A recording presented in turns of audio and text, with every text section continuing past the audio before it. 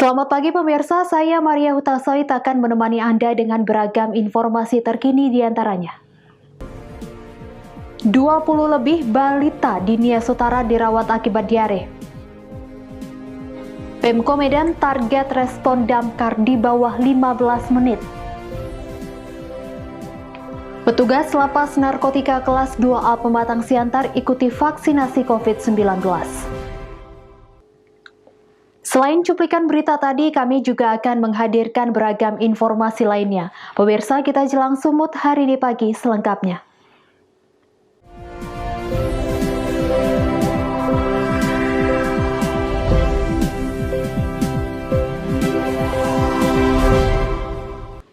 Kita ke informasi pertama pemirsa, tercatat dalam sepekan terakhir, lebih dari 20 balita dirawat di Rumah Sakit Umum Pratama Kabupaten Nias Utara, Sumatera Utara diakibatkan diare. Dokter meminta kepada orang tua yang memiliki balita untuk tetap menjaga anaknya secara intensif. Penyakit diare yang saat ini dikeluhkan orang tua terhadap anak-anak kini sedang menyebar luas di wilayah Kabupaten Nias Utara. Selain yang dirawat di sejumlah tempat pelayanan kesehatan seperti puskesmas, pustu, dan klinik swasta, khusus di Rumah Sakit Umum Pratama Nias Utara, tercatat sebanyak 20 lebih balita yang telah menjalani perawatan dalam sepekan terakhir. Dr. Wirman Elvianus Nazara selaku Direktur Rumah Sakit Umum Pratama menjelaskan, sejauh ini puluhan pasien balita yang telah dirawat dengan kasus penyakit diare, namun rata-rata pulang dalam kondisi sehat. Penyakit diare ini masih belum dinyatakan sebagai kejadian luar biasa, meskipun telah tercatat puluhan balita yang menderita. Tetapi bila ada kemungkinan bertambah, pasien dengan kasus penyakit yang sama maka bisa dikategorikan suatu wabah, karena diare ini sangat berbahaya terhadap balita. Saat ini di berbagai wilayah di Kabupaten Nias Utara kerap dikeluhkan penyakit diare, sebagian besarnya adalah balita. Diharapkan kepada seluruh masyarakat yang masih memiliki balita untuk tetap menjaga secara intensif kondisi anak di rumah, sehingga terhindar dari berbagai virus ataupun bakteri yang dapat menyebabkan diare.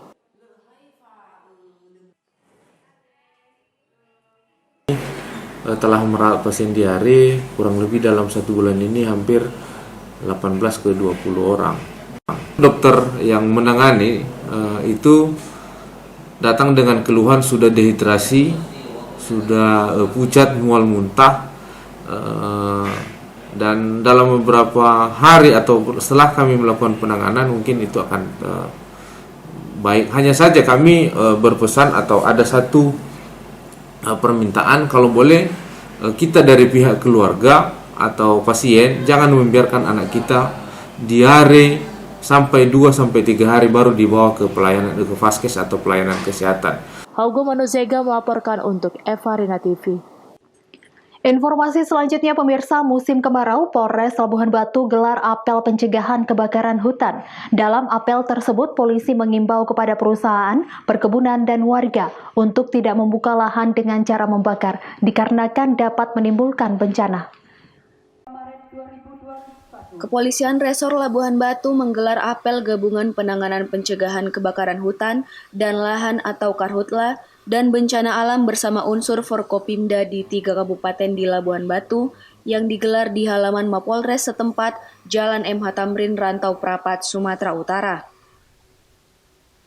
Di mana dalam kurun waktu pada bulan Januari hingga Februari 2021, Polres Labuhan Batu telah memantau 66 titik api di wilayah hukumnya yang meliputi 3 kabupaten yakni Labuhan Batu, Labuhan Batu Selatan, dan Labuhan Batu Utara.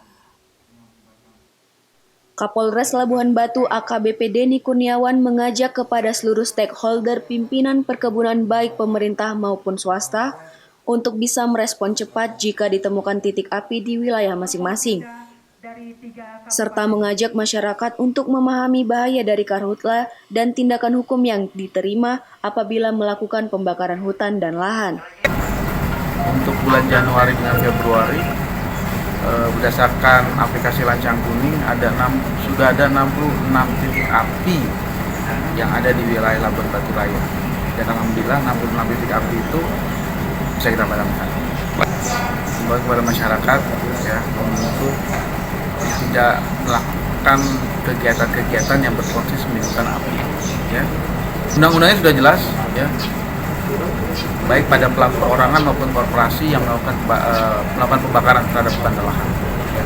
Dan kami pasti akan melakukan tindakan tegas pada siapapun yang dengan sengaja melakukan pembakaran. Ucok Sitorus melaporkan untuk Evarina TV. Sementara itu, pemirsa, sidang perkara suap sebesar 6,8 miliar rupiah dari mantan Gubernur Sumatera Utara Gatot Pujo Nugroho kepada anggota DPRD Sumatera Utara kembali bergulir di Pengadilan Negeri Medan. Sidang tersebut beragendakan tuntutan, di mana 14 mantan anggota dewan tersebut dituntut bervariasi hukuman penjara oleh Jaksa Penuntut Umum dari Komisi Pemberantasan Korupsi. Sebanyak 14 mantan anggota DPRD Sumatera Utara menjalani sidang lanjutan yang beragendakan tuntutan atas kasus dugaan korupsi yang melibatkan mantan Gubernur Sumatera Utara Gatot Pujo Nugroho. Sidang perdana tuntutan digelar di ruang Cakra 8 Pengadilan Negeri Medan secara virtual. Dalam sidang tersebut, seluruh terdakwa telah dibacakan dakwaannya oleh Jaksa Penuntut Umum dari Komisi Pemberantasan Korupsi, yang menyatakan para terdakwa terbukti menerima suap dari Gatot Pujo Nugroho secara bertahap dengan nominal beragam. Dalam persetujuan laporan pertanggungjawaban pemerintah Provinsi Sumatera Utara tahun anggaran 2012 sampai 2014 oleh DPRD Sumut. Kemudian persetujuan atas perubahan APBD Sumut tahun anggaran 2013 dan 2014 oleh DPRD Sumut dan pengesahan APBD Sumut tahun anggaran 2014 dan 2015. Untuk terdakwa pertama Nur Hasanah, total menerima suap sebesar 472,5 juta rupiah. Jamaluddin Hasibuan menerima 437,5 juta rupiah. Ahmad Hussein Hutagalung menerima 752,5 juta rupiah. Sudirman Halawa menerima sebesar 417,5 juta rupiah. Selanjutnya, Ramli menerima uang total 497,5 juta rupiah. Irwan Syahadamanik menerima sebesar 602,5 juta rupiah. Megalia Agustina menerima 540,5 juta rupiah. Dan Ida Adiningsih menerima 452,5 juta rupiah. Sedangkan Syamsul Hilal dan Mulyani masing-masing menerima 477,5 juta rupiah dan 452,5 juta rupiah. Dari 14 terdakwa, satu diantaranya yakni terdakwa Syamsul Hilal dituntut 5 tahun penjara, sedangkan sisanya 4 tahun penjara dan denda 500 juta rupiah, subsidiar 5 bulan kurungan penjara. Membacakan surat tuntutan terhadap 4 orang terdakwa. Sebetulnya hari ini agendanya 14 orang terdakwa ya, tapi yang sudah dibacakan baru 4 orang terdakwa, yaitu terdakwa 1 Ibu Megalia Agustina, Ibu Ida Budiningsih, dan Ibu Mulyani serta Pak Syamsul Hilal. Sebagaimana teman-teman dengar tadi bahwa pidana penjara yang sebagaimana apa tuntutan itu untuk terdakwa 1, terdakwa 2, dan terdakwa 4 masing-masing 4 tahun 6 bulan. Dengan denda 300 juta rupiah, subsidiar 3 bulan kurungan. Kemudian khusus untuk terdakwa 3 Pak Syamsul Hilal itu pidana penjara selama 5 tahun dengan denda sebesar 500 juta rupiah, subsidiar 5 bulan kurungan. Uang penggantinya sama semua? Uang pengganti sesuai dengan jumlah yang diterima masing-masing terdakwa.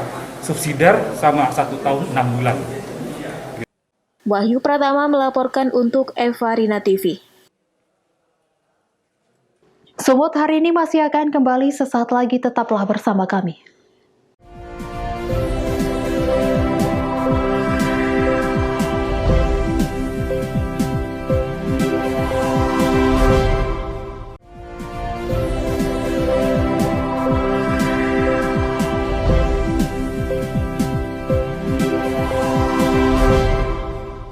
Terima kasih Anda masih bersama kami. Pemirsa, meminimalisir saat terjadinya kebakaran dan untuk memangkas waktu tempuh jarak menuju lokasi, pemerintah Kota Medan menambah 3 unit mobil pemadam kebakaran. Wali Kota Medan Bobi Nasution juga menargetkan respon time pemadam kebakaran di bawah 15 menit. Wali Kota Medan Bobi Nasution bersama Wakil Wali Kota Medan Aulia Rahman mengikuti upacara HUT Pemadam Kebakaran ke-102 di ruangan Comment Center Pemko Medan, Jalan Kapten Maulana Lubis, Medan, Sumatera Utara. Upacara yang dipimpin langsung oleh Menteri Dalam Negeri Tito Karnavian mengatakan saat ini tugas pemadam kebakaran tidak hanya untuk memadamkan api saja. Pemadam kebakaran juga merupakan penyelamatan bagi masyarakat, salah satunya seperti membantu hewan peliharaan warga yang terjebak di ketinggian. Wali Kota Medan Bobi Nasution dalam HUT Damkar ini mengatakan, Pemko Medan akan melakukan penambahan 3 unit mobil pemadam kebakaran untuk meminimalisir kebakaran serta memangkas waktu tempuh. Bobi juga mengatakan Mendagri memberikan waktu respon time untuk pemadam kebakaran 15 menit setelah info diterima. Pihaknya juga menargetkan respon time di bawah waktu 15 menit. Untuk menunjang kinerja para personil pemadam kebakaran terlebih di tengah pandemi COVID-19, Pemko Medan akan melakukan penambahan sejumlah peralatan serta pelatihan terhadap SDM personil Damkar Medan. Kita pasti nambah armada, tapi yang juga perlu ini UPT-nya kita ditambah biar jarak atau waktu tempuh kendaraan pemadam ini ke lokasi masyarakat ini nggak terlalu jauh lagi. Kita diberi ketentuan itu maksimal 15 menit respon time-nya. Kalau bisa kita target kita di bawah 15 menit, tapi sebelum itu target itu kita capai masih ada yang harus kita lakukan, yaitu membentuk UPT. Minimal kita tambah 3 lagi ya Pak ya. Minimal kita tambah 3 lagi.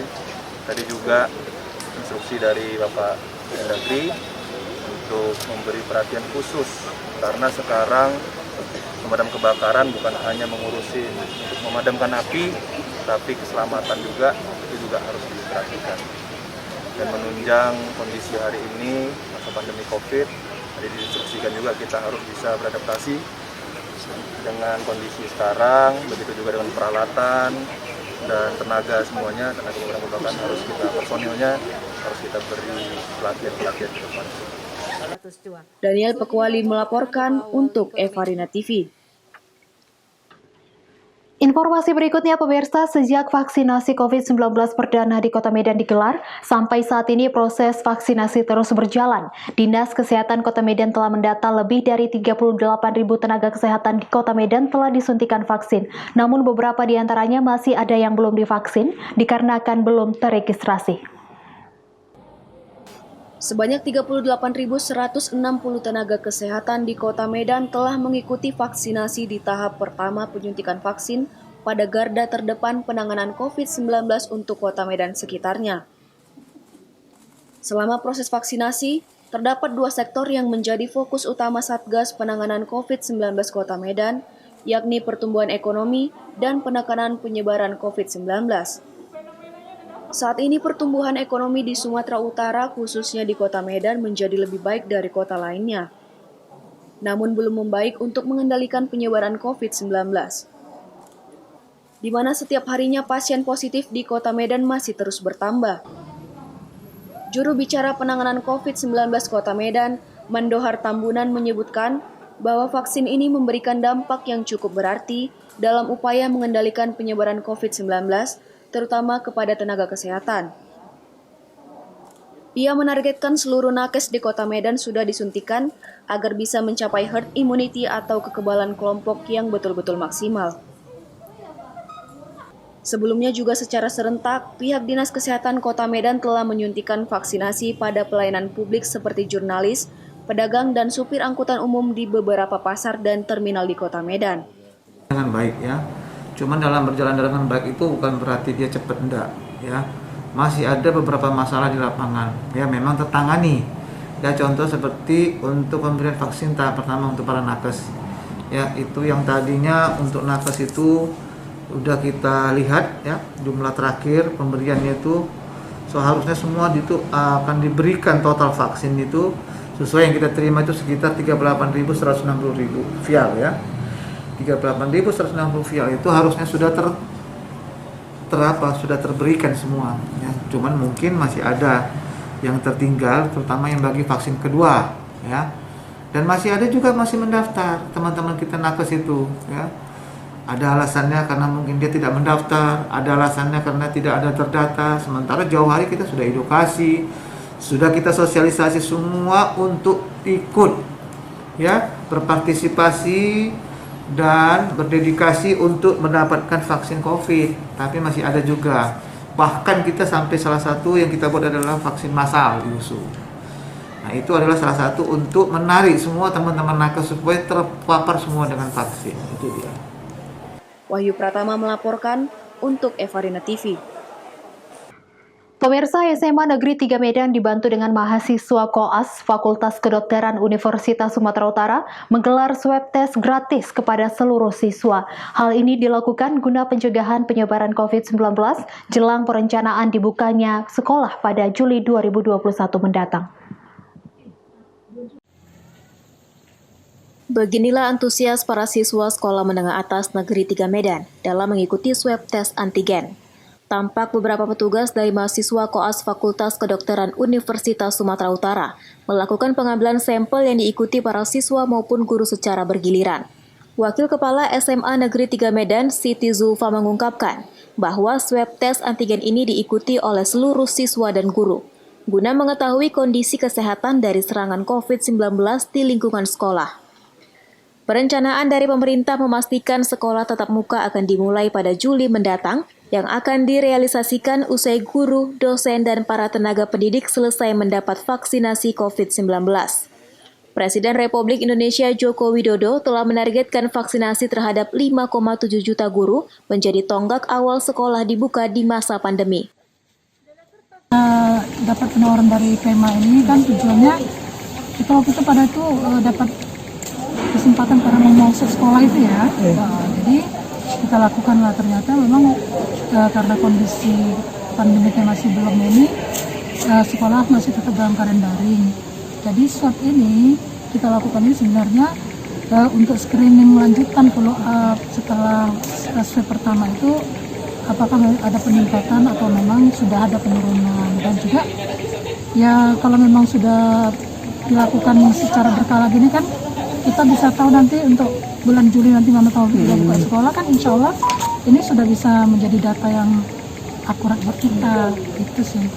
Nah, untuk guru-gurunya pun nanti kalaupun memang ada persiapan vaksin itu mungkin juga sangat bermanfaat juga ini untuk swab ini. Meski nantinya sekolah dan perkuliahan akan dibuka kembali secara tatap muka, namun Kementerian Pendidikan dan Budaya memastikan akan dijalankan secara bertahap. Wahyu Pratama melaporkan untuk Evarina TV. Sumut hari ini masih akan kembali sesaat lagi, tetaplah bersama kami.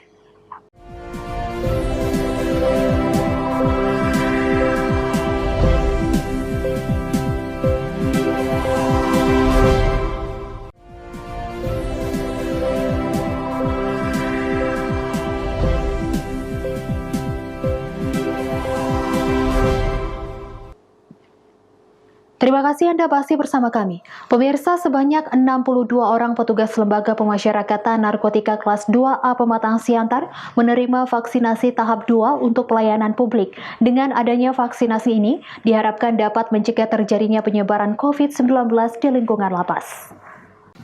Petugas Lembaga Pemasyarakatan Narkotika kelas 2A Pematang Siantar yang berlokasi di Pematang Raya, Simalungun, Sumatera Utara mengikuti vaksinasi COVID-19 tahap 2 untuk pelayanan publik pada tanggal 3 Maret lalu. Sebanyak 62 orang petugas akan menerima vaksin Sinovac dosis pertama oleh petugas vaksinator Dinas Kesehatan Simalungun. Kalapas Narkotika kelas 2A Pematang Siantar Epa Yirmanik terlebih dahulu diberi vaksin, kemudian diikuti para pegawai lapas lainnya. Para petugas lapas menjadi salah satu prioritas penerima vaksin karena merupakan pelayanan publik yang bersinggungan dengan masyarakat luas. Melalui vaksinasi ini diharapkan dapat mencegah terjadinya penyebaran virus COVID-19 di lingkungan lapas. Saat pelaksanaan vaksinasi, turut dihadiri Bupati Simalungun JR Saragi, didampingi Dandim 0207 Letkol Infanteri Roli Souhoka. JR Saragi mengapresiasi atas aktifnya pihak lapas untuk mengikuti vaksinasi tersebut. Kemudian akan berlanjut pemberian vaksin kepada warga binaan di lapas. Di lapas ini tahap pertama, seluruh pegawai lapas sudah minta divaksin semua. Ya, nanti habis itu kita minta berapa jumlah narapidana di sini, mereka juga mempunyai hak yang sama ya. Walaupun mereka sedang ditahan, tapi itu adalah kewajiban pemerintah untuk memberikan yang terbaik buat mereka. Setelah menerima vaksin, Kalapas Narkotika kelas 2A Pematang Siantar Prayer Manik menyampaikan apresiasinya kepada Ketua Satgas COVID-19 Kabupaten Simalungun JR Saragi atas perhatian yang diberikan kepada pihaknya dalam rangka pemberian vaksinasi. Bertempat di Lapas Narkotika Pematang Raya, kita adakan kegiatan vaksinasi terhadap 62 petugas lapas, dan ini merupakan tahap pertama dan tahap kedua nanti dilaksanakan setelah 14 hari ke depan. Jadi hari ini kita laksanakan vaksinasi COVID untuk menjaga petugas lapas Narkotika Raya agar terbebas dari COVID-19. Dan tak lupa saya juga menyampaikan apresiasi tinggi dan kebanggaan tertinggi kepada Ketua Satgas COVID-19 di Simalungun, yaitu Bapak Bupati Simalungun, atas kesediaan beliau hadir dan turut serta menyaksikan pelaksanaan kegiatan hari ini. Dengan telah divaksinnya para pegawai lapas, diharapkan semangat mereka melaksanakan tugas di tengah pandemi COVID-19 semakin meningkat. Dosi Simarmata melaporkan untuk Evarina TV. Pemirsa, pemerintah Kabupaten Simalungun, Sumatera Utara mulai melaksanakan vaksinasi COVID-19 tahap kedua kepada petugas pelayanan publik di Simalungun. Vaksinasi diprioritaskan bagi TNI Polri, mencakup kepada petugas lapas, wartawan, dan pedagang pasar. Pemerintah Kabupaten Simalungun, Sumatera Utara melalui Dinas Kesehatan melaksanakan vaksinasi COVID-19 tahap kedua kepada petugas pelayanan publik di Simalungun. Bupati Simalungun JR Saragi mengatakan vaksinasi tahap 2 dosis pertama yang dilaksanakan mulai hari Rabu tanggal 3 Maret 2021 diprioritaskan bagi TNI Polri, mencakup kepada petugas lapas, wartawan, dan pedagang pasar. Sedangkan untuk para lansia dan masyarakat umum dilakukan pada tahap berikutnya. Untuk jumlah sasaran pelayanan publik, Pemkab Simalungun menyiapkan sebanyak 3.500 dosis vaksin Sinovac untuk 2 kali vaksinasi. Untuk program vaksinasi di Kabupaten Simalungun, hingga saat ini berlangsung dengan baik dan lancar. Bahkan sampai saat ini, banyak antusias dari masyarakat yang menanyakan kepada pemerintah kapan masyarakat menerima vaksin untuk mendukung program pemerintah. Kita melakukan vaksin di Kabupaten Simalungun lebih kurang sekitar 3.500 untuk 2 kali. Tapi yang kita laksanakan ini sekarang ini adalah TNI, Polri, masyarakat, pelayanan, contohnya di LP, di lembaga pemasyarakatan, nanti, dan setiap puskesmas juga dilakukan ini. Jadi ada mungkin TNI, Polri yang ada di sana, yang terdekat di kecamatan itu, mereka akan lakukan itu. Sejauh ini bagaimana antusias yang mau divaksin, Pak? Ada penolakan atau seperti apa? Kalau saya lihat tidak ada penolakan, bahkan orang sekarang udah minta kapan kami divaksin katanya, ya. Jadi mungkin teman-teman PES juga sudah bisa mendaftar dan kita sudah siap untuk melayani gitu. Dosi Simarmata melaporkan untuk Evarina TV.